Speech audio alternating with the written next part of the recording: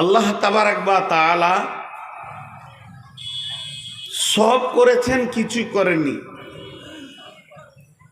এই কথাটা খুব পেঁচের কথা। সমস্ত জিনিস আল্লাহ বানিয়েছেন, কিছু বানাইতে হয়নি।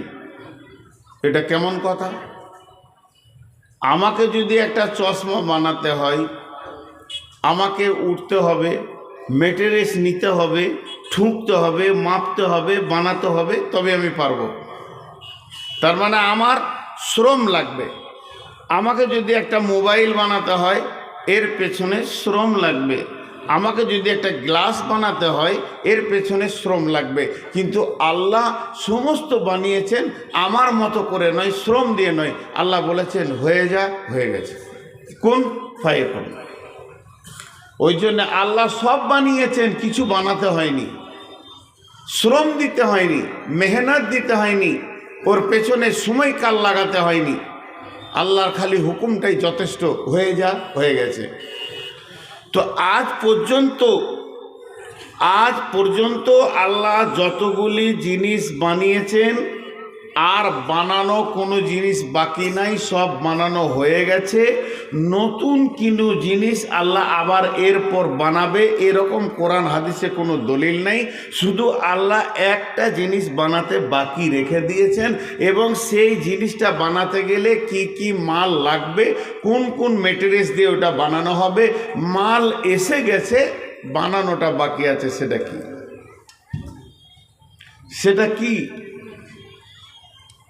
ওই জিনিসটা কি কি বাকি আছে? যেমন একটা আপনাদেরকে উদাহরণ দিচ্ছি। উদাহরণটা কি?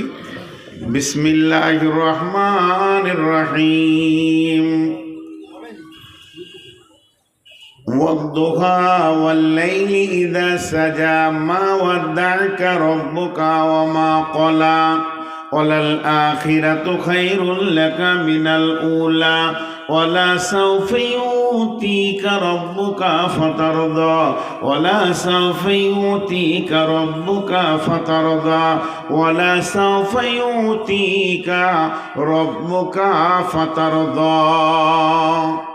জিবরাইল আমিন এসে নবীকে বললেন, নবী হে, তোমার আল্লাহ, তোমার রব তোমাকে অতি সত্বর এমন একটা জিনিস দেবে, তুমি খুশি হয়ে যাবে। এটা কখন বলেছিল? আল্লাহ নবীর কাছে ওহী বন্ধ হয়ে গেছিল। কয়েকদিন যখন ওহী আসেনি, তখন কাফের বেঈমানরা রসুলের বিরুদ্ধে একটা কথা রটাতে শুরু করে দিল, এবং নবীকে সরাসরি বলতে লাগলো, ও মুহাম্মদ, তোর কাছে যে একজন খবর নিয়ে আসতো আসমানের, সে শয়তানটা কই? এরকম নোংরা কথা বলতো।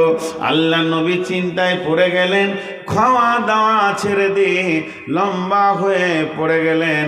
আল্লাহ বুঝি আমার ওপরে নারাজ হয়ে গেছে, তার কারণ আর জিবরাইল আসে না, আর খবর লেনদেন হয় না, আসমান থেকে আমার খবরের রাস্তাটা বন্ধ হয়ে গেছে।